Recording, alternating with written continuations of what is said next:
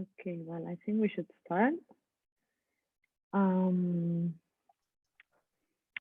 So good afternoon, everyone. Welcome to the ESDi Talks, the virtual classroom where the permanent program of open conferences takes place every 2 weeks, organized by ESDi High School of Design, a center attached to the Ramon Llull University. The conference program is aimed at current students, the alumni collective, and the creative community of Barcelona and beyond. So my name is Mariana de Nadal, and I am the coordinator of audiovisual design studies at ESDi. And for today's conference, our special guest is Ingrid Arcas, digital designer. Ingrid Arcas is, she currently works as an in-house digital designer at Duco, London, UK. She also previously worked for 8 years in Gemini Design in Amsterdam, working for clients like Nespresso, Philips, and L'Oreal, and for 3 years in various marketing departments in Barcelona. So in this talk, Ingrid will describe her professional experience working in design agencies and as an in-house designer. So she will reflect on these two different design environments and in the way they change our perception of who the client is and how they affect our relationship with what we create in general. So if you have questions, you can write them down, and at the end, Ingrid will answer them. So Ingrid, thank you very much for accepting our invitation. Your work is really inspiring, and I'm sure it will be of interest to everyone here. So I give you the floor. Great, thank you. Thank you very much. And welcome everybody. It's the first time that I'm going to do a talk like this. And it's actually pretty exciting to be talking back to where I studied. So I hope I can tell you hopefully some interesting facts about my experience and tips that can be useful for you in the future. Whoops, let me just click back. Yes. So in this talk, as Mariana was saying, I'm going to be showcasing my professional journey in stages. I put some kind of fancy names like from dreamer to choice maker. And along these, I'm going to be reflecting who the client is in every workplace where I've been working, and also how this was affecting me in the way that I get attached to the product, right? And along that, I also have created some kind of scorecards where I will be also showing what were my expectations at the time and actually what the outcome.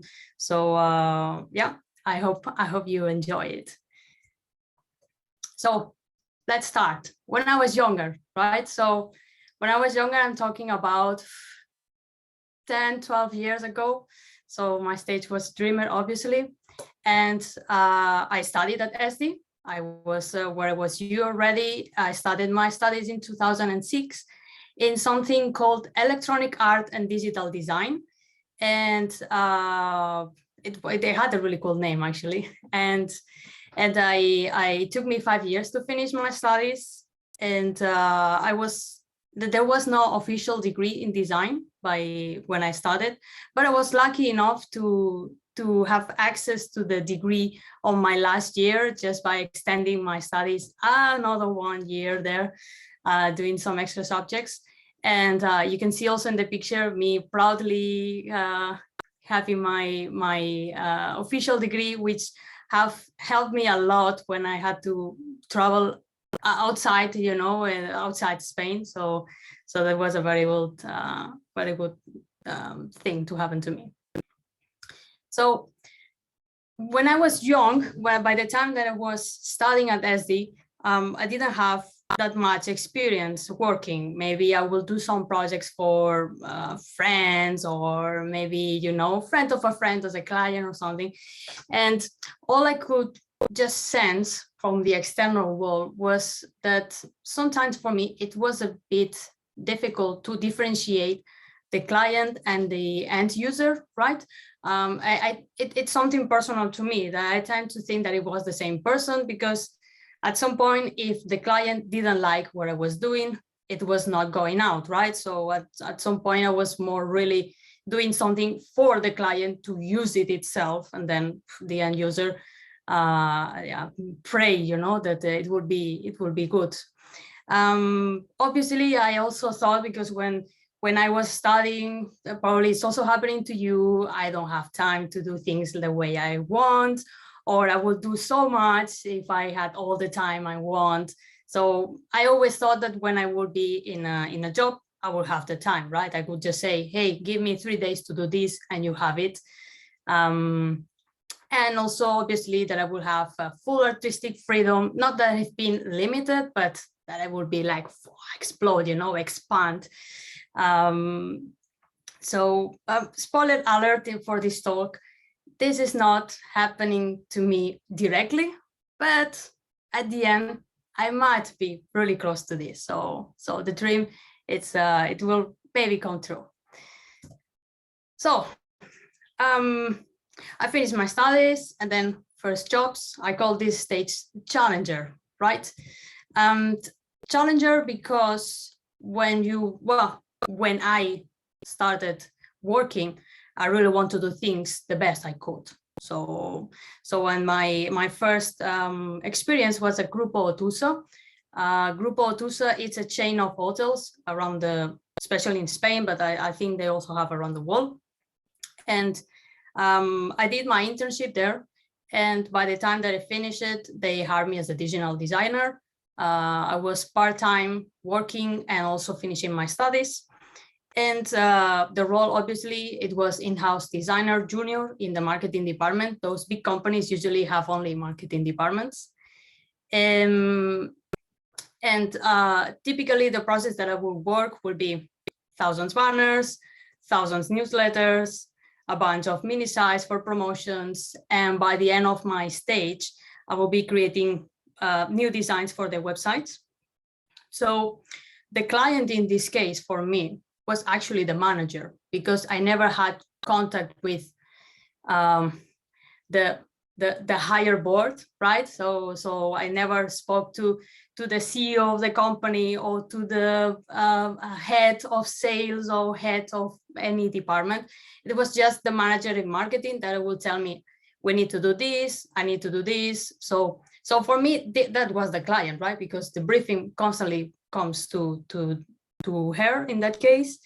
And if this was not good, yeah, she will tell me, you know. So for me, the client was the manager. So I'm gonna show you some examples. You cannot imagine how difficult it is to retrieve things from 2009. There were no cloud or these fancy technologies we have now, but I found somewhere in a computer a few screenshots. So bear with me with the quality. So bam, here it is, fancy 2009 design, right? You can see gradients. In CSS, we couldn't do gradients. So this is a 1 pixel gradient background repeating, you know, to do this cool stuff. I also discovered how to create some kind of 3D style. So I got super excited about it. Colors nonsense, background images. And especially the buttons, right? It has gradients everywhere. That was really good old times. This is another project I work on. This is a bit more flat, but still fancy shadows. Everybody now probably is screaming on their laptops, like, what the fuck is this design? There you go. This is maybe the nicest thing that I did there, right? It was my first year, and it was a cool project in which we created a game for the users that they will have to solve a murder mystery, and we will give them weekly a clue, and they will have to find who is the murderer. So actually it was a really, really fun project. Cool.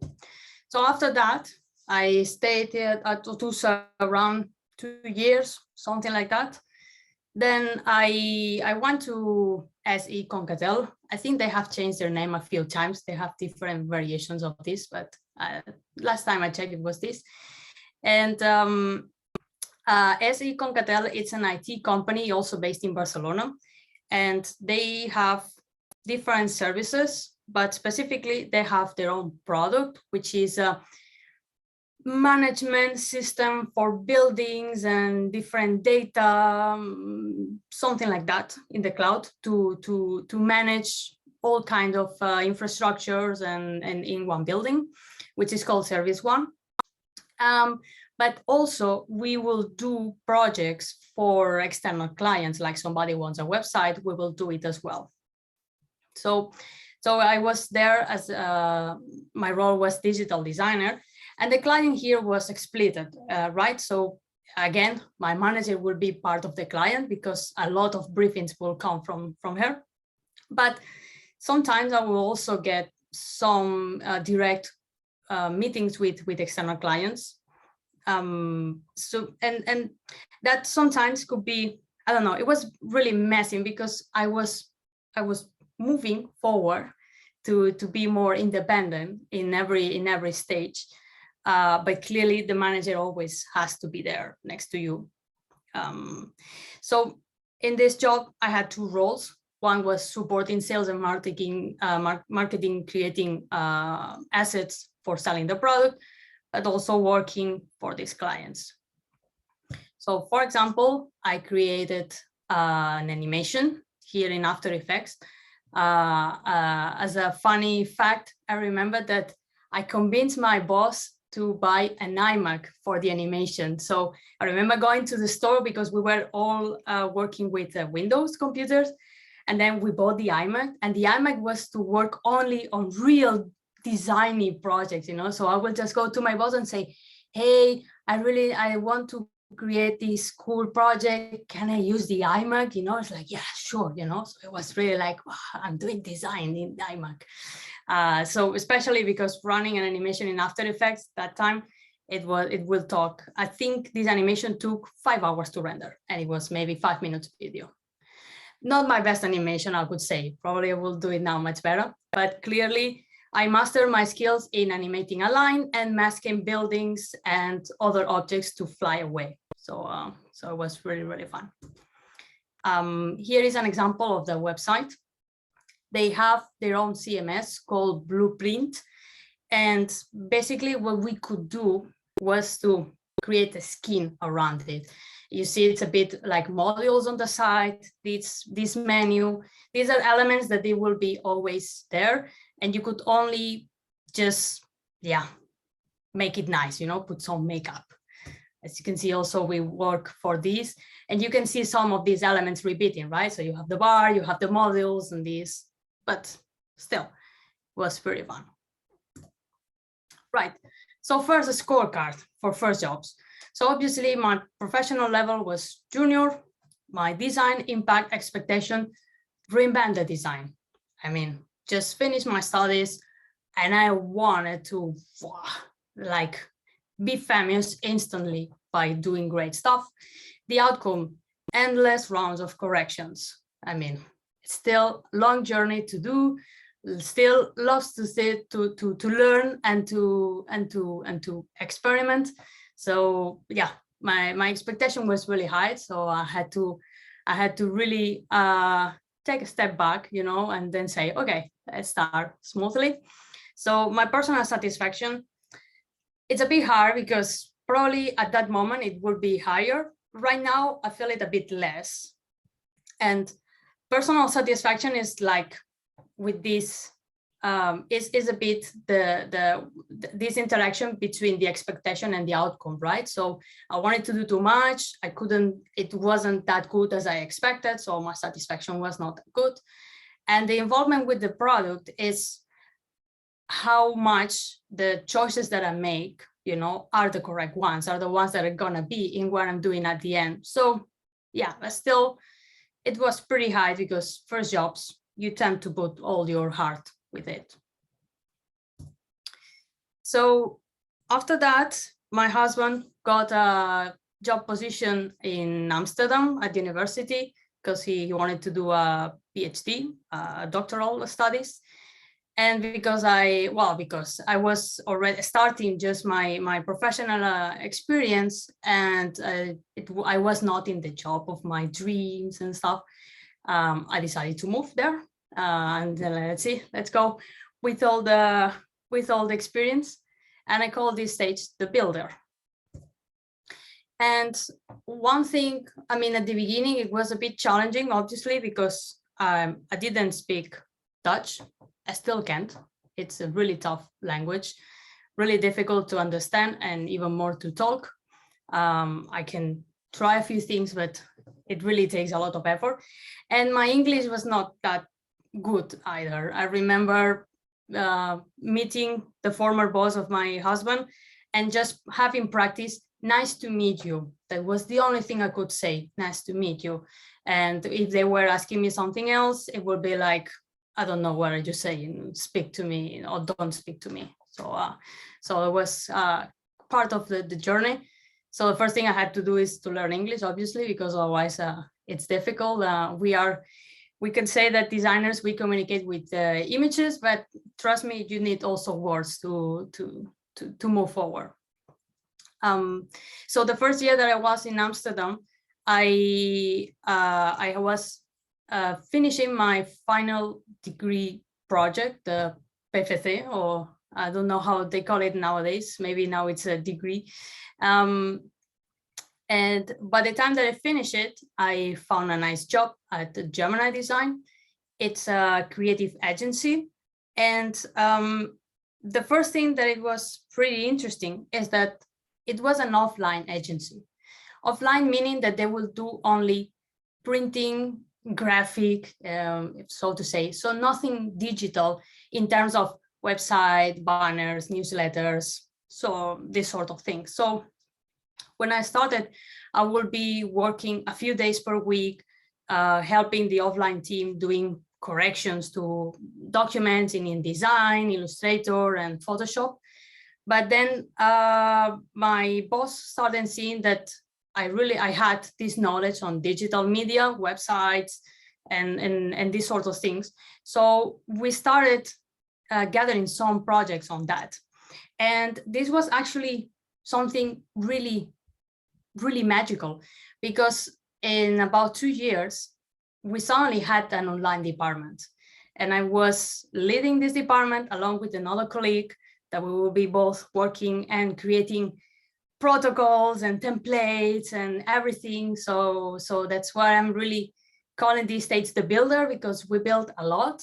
And in 3 years, when I started, the company had 10 members.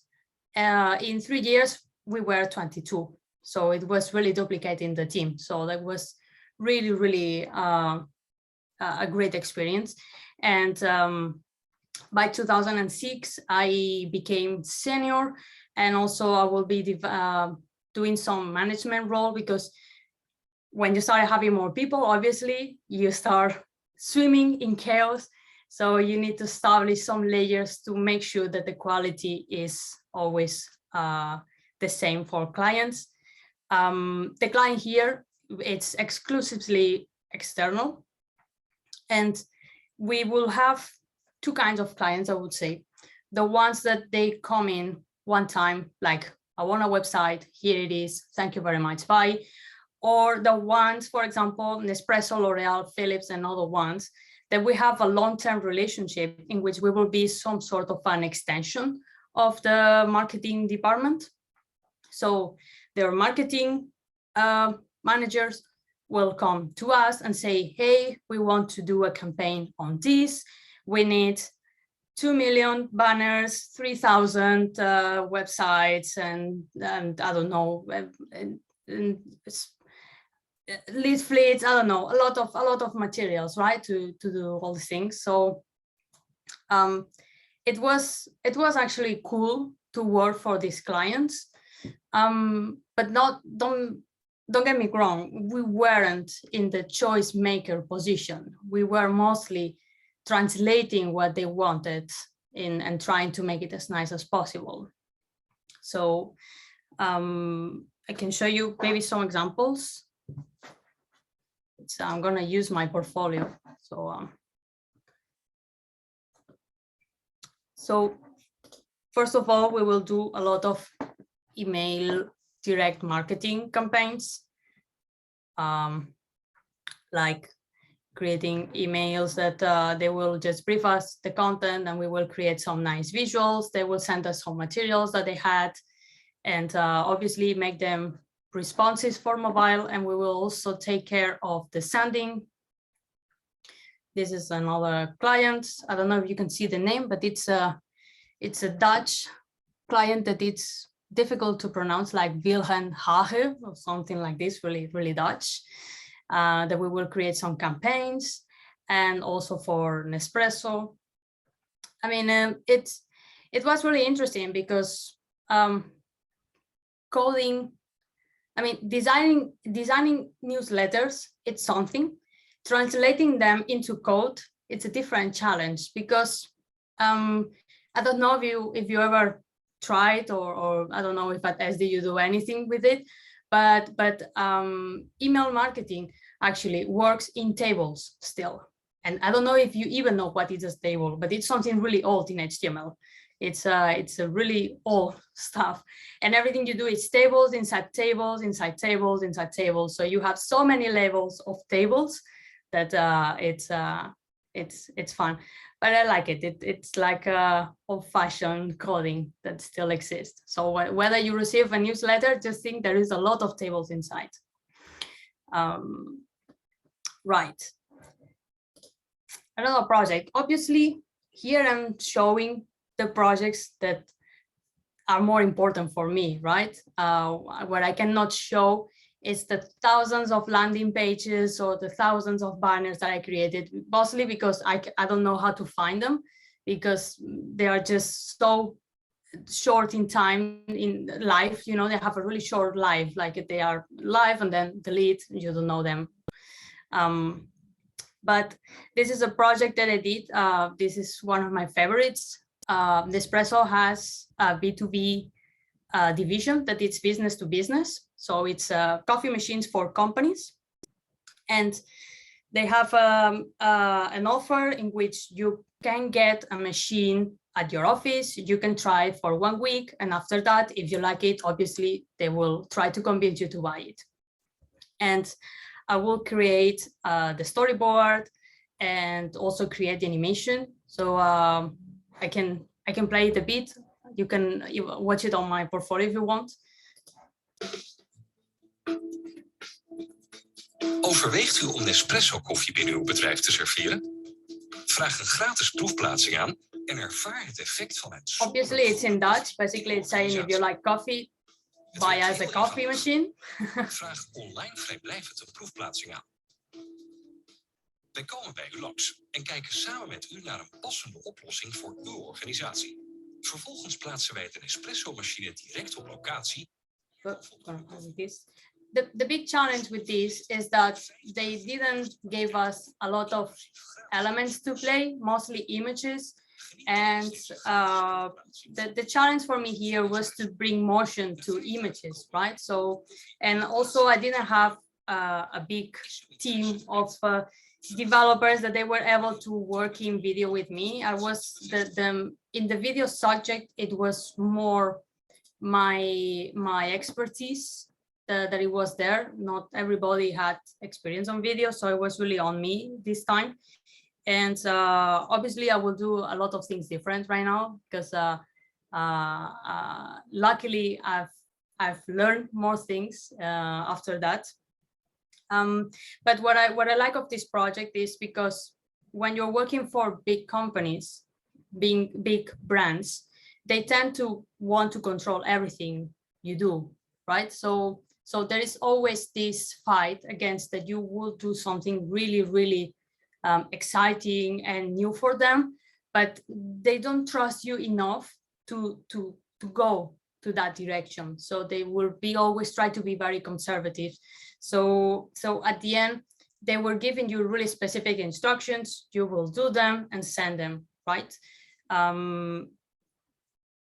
And when it comes to the evaluation, this actually has an impact, because my professional level here was mid-year to senior, because I transitioned over this year. I worked there 8 years, so it's most, I would say, almost 70% of my experience, right, that I've been there.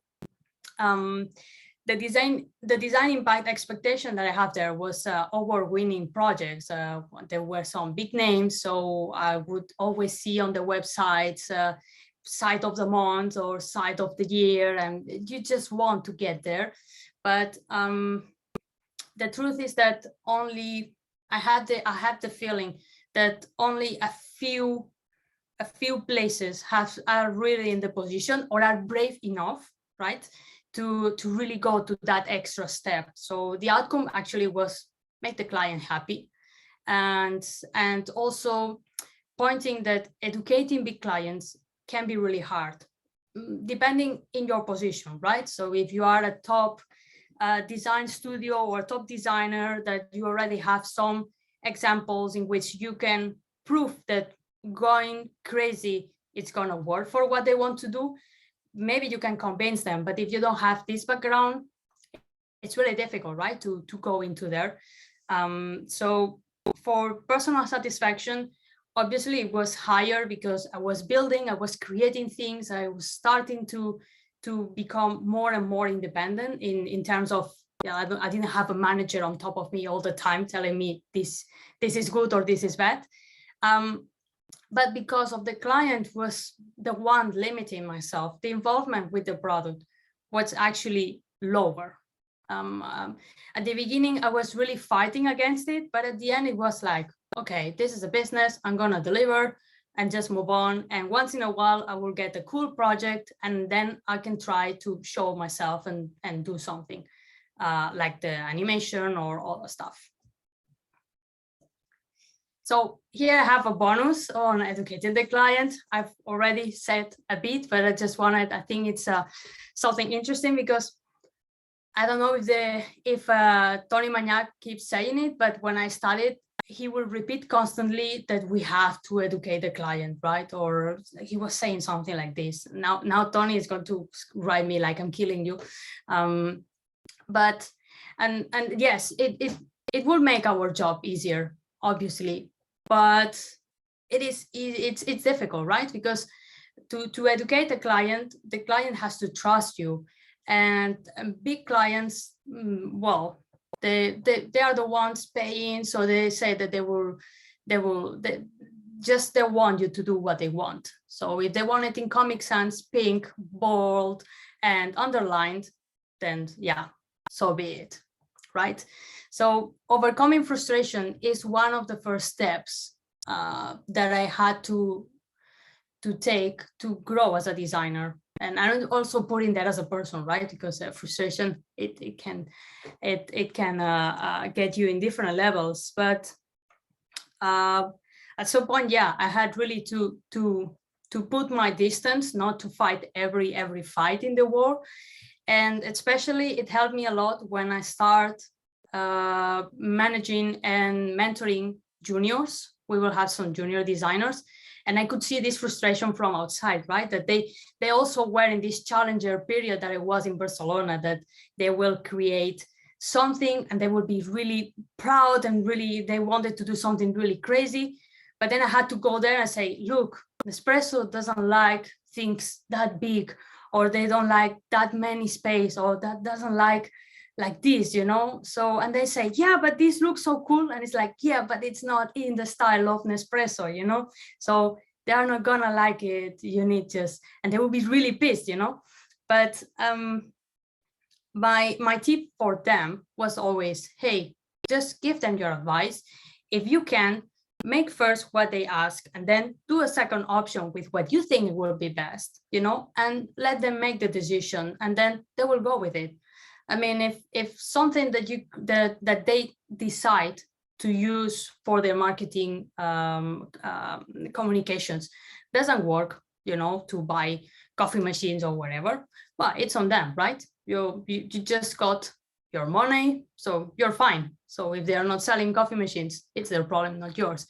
It's a bit, it's not like this, right? But I don't know. This is my way to make peace with myself.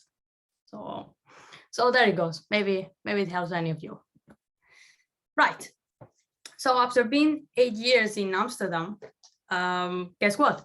my husband got another job position, but this time in London, in a different university.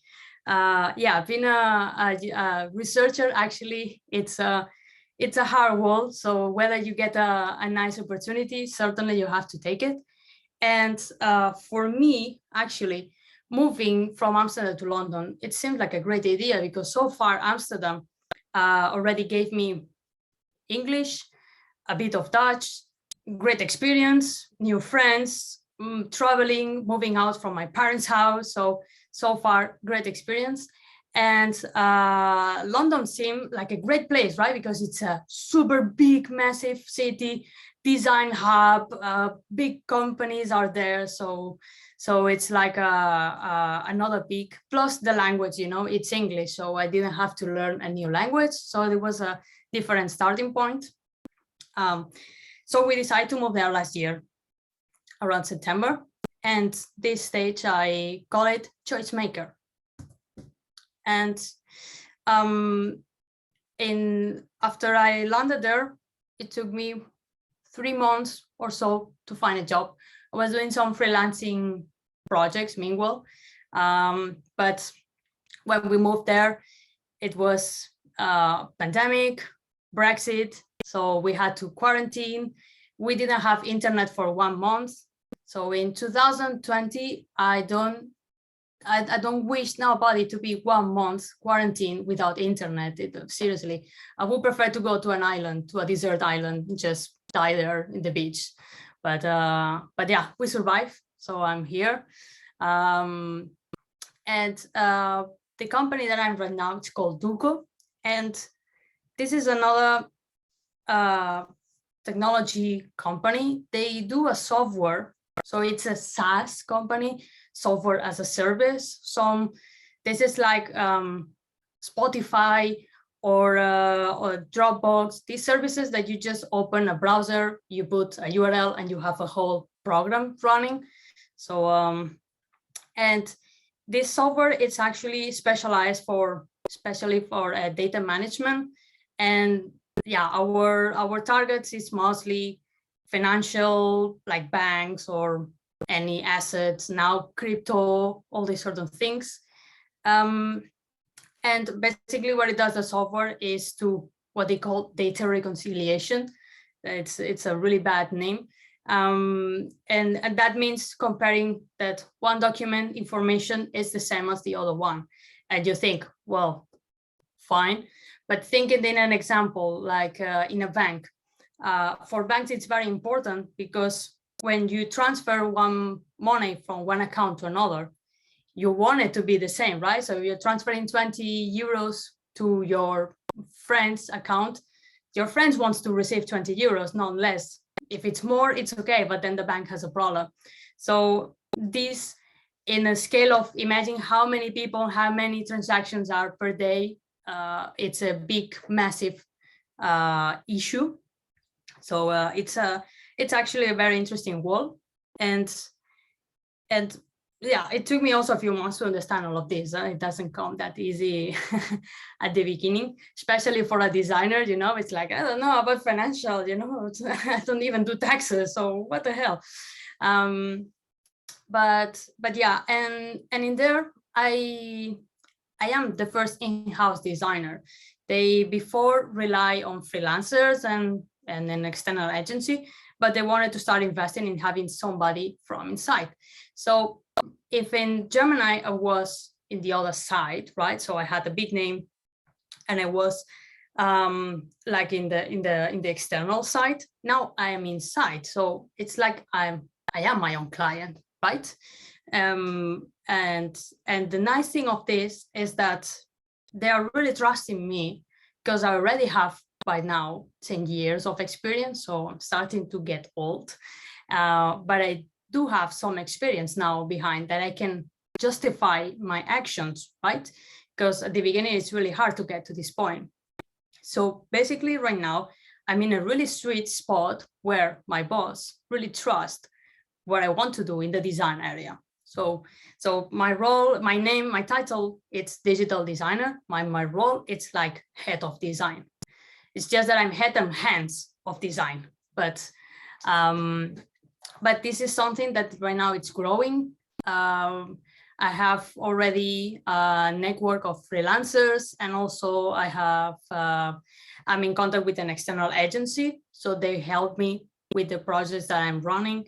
And internally, they call me the brand guardian and the web sheriff. So because the website, it's really my domain, and it's where I have most experience. But the brand side, it's also very interesting, because where I've been before in my previous job places, I will always be surrounded by brand, and even in Gemini, we will do also brand, but it was the offline department who will do it. But I was always watching, you know, and I never really got involved a lot. But I certainly work in some branding. So right now, one of the big challenges that I have ahead is to evolve the Duco brand, because they have a cool logo, which maybe some of you it's wondering where do you see this font. Well, it's part of it's the same font as the Dune, this movie, and obviously I make a Photoshop using Dune as Duco. But our logo is from 2018, so it's actually they copy us. So we had the cool font. So yeah, everybody was asking me, you know, it's like, should we sue them? Is it something illegal? And I said, look, this font is not that difficult to come up with, you know, it's like, it's based on the circle. So yeah, it probably thousands of students in design academies creating typefaces will create something like this. So it's not that mind breaking. But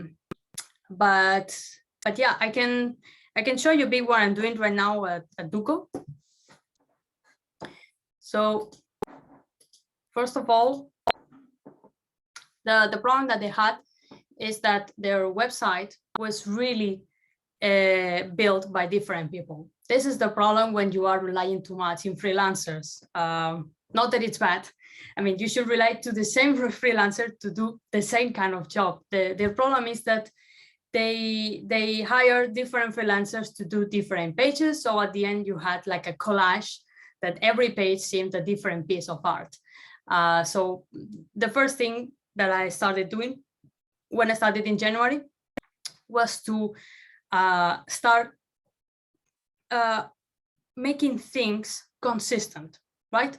So let's have a color, let's have some styles, and let's bring everything the same and create a more how to say, more rapid action, right?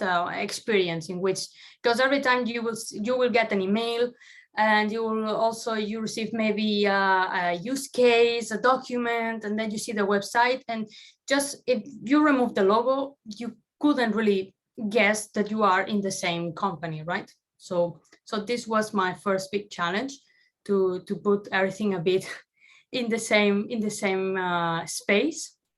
I will create some icons. I would also create a demo and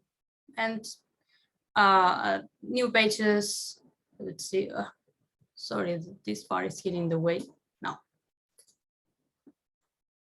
So yeah, I'm now working on creating some animations for the website, so it makes it a bit more interesting. I don't know if you can see the zoom bar. Can you? Just let me put this here. Yeah, sorry. Which bar? The menu? Yeah, I saw like the bar when you can share, mute, and stop. So it was there in the middle of my screen. So I was not sure if it's. I know, we couldn't see it. Okay. Good job, Zoom. So I created, again, I'm creating thousands of icons. This is like my new enhanced skill for the last month. I will also, so obviously I want to bring more animation to the website. The issue right now is that it's running on WordPress, and WordPress is a bit fat, right? So the more things you put, the heavier it gets, slower. So yeah, it's on the phase 2 to rebuild to rebuild the page in a different more modern technology. Yeah, here you see a lot of the visuals. So the interesting part of Duco is that it's really abstract, right? Because we're talking about data management, optimizing your process, post-trade and back-trade and things like that, a lot of financial wording. So it is quite challenging for me to find images or to find ways to express some of these elements, right? It's different from just putting a nice shot of a coffee machine with a cup of coffee, nice background, and you put just Nespresso, what else? And then you kind of have it, right? But here it's a different space because first of all, it's a different market, it's a business, and it's financial, and it's really expensive. It's not like you are spending 200 euros in a coffee machine. Here we're talking about thousands of pounds in this case, because it's something that it could change the way of working of your department in a bank, right? So it's actually the marketing strategy, and I'm learning a lot about this. It's really complicated. So for example, I've been creating some assets that we will give to users. We will do surveys on information. We will create data visualization just to represent what was the outcome of these questions, and then basically give them in order to know if they are engaged or not with this type of problem. Yeah, more examples, another survey. So just trying to be as playful and visual, because they tend to write a lot of text. So it's always a lot of text everywhere. So it's actually quite challenging to find ways to break it and to trigger the user into actually reading it without being too painful. So yeah, this is the latest asset. So I've never done that much editorial, but I mean, certainly I'm also up speed to that. It could be better, always. I'm always open to learn more. Just get back to presentation. Right, so evaluation for Duco. I mean, I've been working there almost 1 year. My level is senior. And the design impact expectation, it's, as you can see, it's starting to get a bit, not smaller, but more specified, right? So from redesigning, so reinventing design, to now I want to empower Duco through its brand. This is my design expectation. And actually the outcome is that, well, I've been doing already significant changes, starting by redesigning almost the whole website. Still needs to go to different technology, but it has a different face. And right now I'm cooking the evolution of the brand, and this obviously takes time because I need to have a lot of conversations, you know, with the heads of the different departments. What is going to be the message? What is going to be our brand going? So this is going to take probably the next whole year to come up with this, but certainly it's a journey. And as you can see, my personal satisfaction and the involvement with the product, it's full, because for me, it's the first time, clearly, that I'm able to make the choices. I don't have a manager above. I have a manager above me, but it's the head of marketing, and whatever he will ask me what I've done this, if I just can justify it a little bit, you know, he will just say, fine, you're the one who knows about design, you know. So that comes with me. So it's actually cool because I feel power, it's like I have power and design finally, my time, my empire, of design will start to race. But it also comes with a great responsibility, because obviously if something goes wrong, they will point at me. But I mean, unless I don't start putting something really weird, everything should be pretty safe. But it's true that the fact that I'm able to decide what to do and how to do it, it really has increased my involvement with the product. So although I have no 100% understanding, not even 50% of understanding what the hell does Duco do, in terms of, I'm not a financial person, I believe 200% that Duco can really change the way of working for companies. And I think we can create a really strong brand for communications. And probably I'm not going to be winning prizes or awards, in fancy websites and these sort of things. But certainly for me, it's like I'm having my little baby, right? So it's like don't touch my baby, and certainly this is something for me right now very, very, very fulfilling. As I said before, I did a bit of freelancing. This is it's going to be short stage. I call it design affairs, basically because fortunately, maybe, I don't know if this is the right word, I've never had to do freelancing for a living. When I've done freelancing, it was always aside my day job, right? So I will do this in my free time. And actually doing this in your free time for me was a big break of routine.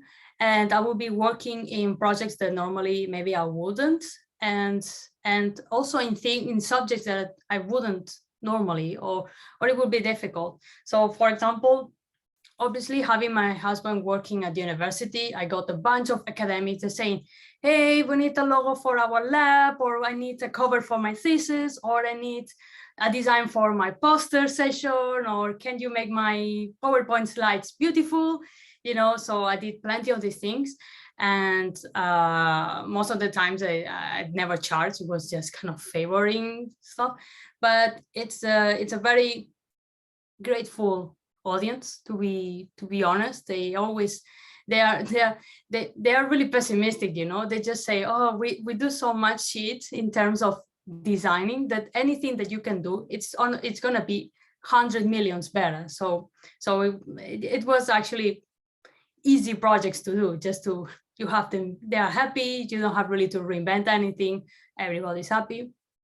And I also volunteered in some projects. I volunteered at the very beginning in 2000, I don't know, 10, I don't know the numbers, 10 years ago, with Les Trucs. It's probably it's an art centrum or cultural centrum there in Sabadell, and I helped to create a digital archive for the art performances. And it was a really cool project, actually, because I really like art and performances and stuff. So it was really, really interesting to be involved in that. Just being there, it was something to really cool to do, just for free, but was really pleasant. And also lately I've been helping a group of it's not activism, but they are called Utopia, and they just want to do they do a newsletter and podcast, and it's about just gender equality. And they asked me for advice how to create a website, and I just ended up building them for them, just like, hey, anything I can do, we need to help, stay strong. And so the evaluation of freelancing, I mean, professional level, junior to senior, because it's something I've been doing the last 10 years.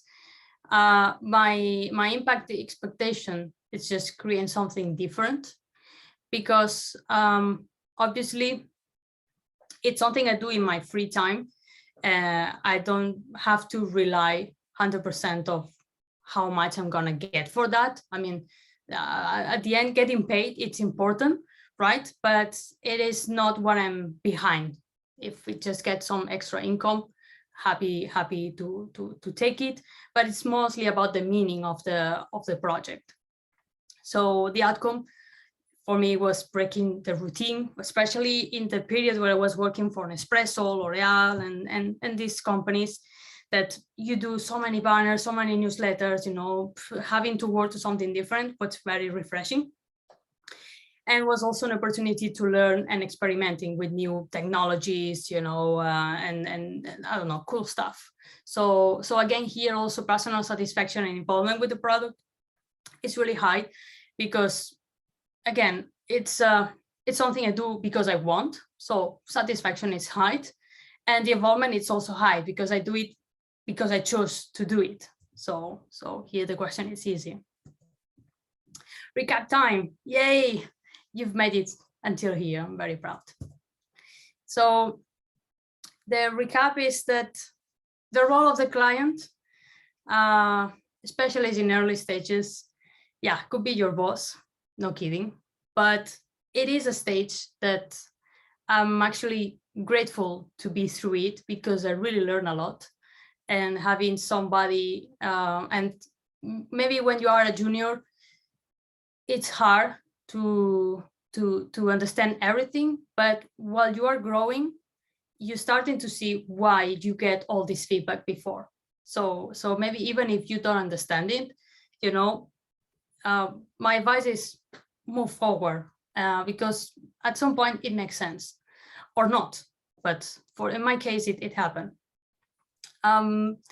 Also, in terms of my attachment with the product, obviously, the more experience I had, the more choices I was able to make, and that made me feel more attached to the product, right? So right now that in my stage with Duco, I'm really committed with what I'm doing, and every little thing that I create, these are my little babies. So I'm creating here a farmer of babies on design, you know, just creating a lot of stuff.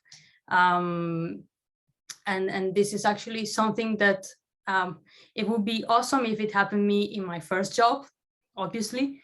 But I'm just, now that I can look back into my journey, I really like it. It's something very, I don't know. I think I had a nice journey. And the last point was about freelancing, right? If without the money pressure, I think it's something really, really interesting and really funny to do.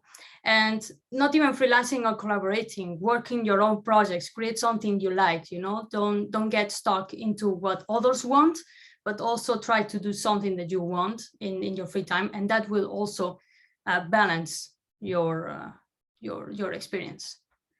So that's it. I hope you enjoy it. Otherwise, I'm very sorry for the last hour, and I'm happy to ask any questions or anything. I'm sure everyone enjoyed. Thank you, Ingrid. That was inspiring. We do have one question here from an anonymous attendee. So it says, thanks for the nice talk, Ingrid. My question is, from all the clients you worked for, which one asked you for the designs that were more technically challenging? Was it technically harder to work for the studio or for the in-house design? I would say technically hard. I would say Nespresso, because they had a really, really closed system. So whether they will ask us to create a landing page, we didn't have access to their CMS. So we had to create the page in a certain way, and it always had to be inside of a parent div, because otherwise it will mess up with the styles of their own website, and we will have to send the files in a certain way. So it was not, I mean, it has some technical complication, just the way it had to work, because they have a really, I don't want to say crappy, but yeah, you know, the system, you know, and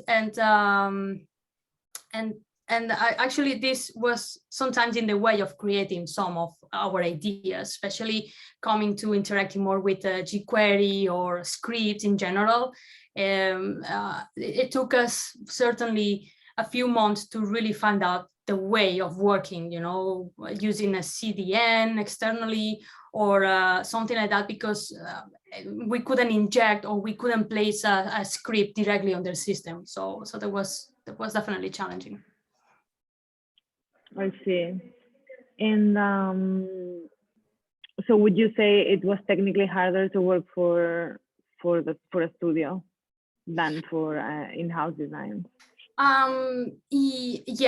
Yes, definitely, because when you are an in-house designer, you are in the place where the system is, right? So I have access to the server. At Duco, I have access to the server, to the files, to everything.